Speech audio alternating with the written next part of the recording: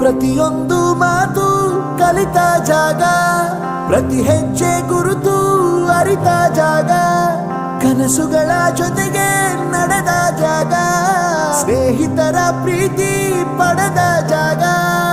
ಎಲ್ಲರೂ ಒಂದೇ, ಇಲ್ಲಿ ಮೇಲೂ ಕೀಳಿಲ್ಲ, ಜ್ಞಾನದ ಹಸಿವಿದ್ದಾಗ ಮೊದಲು ಕೊನೆಯಿಲ್ಲ. ಮನೆಯೇ ಮೊದಲ ಶಾಲೆ, ತಾಯಿನೇ ಗುರುವು, ತಾಯಿಗೂ ಪಾಠ ಹೇಳಿದ ಗುರುವೇ ಅರಿವು.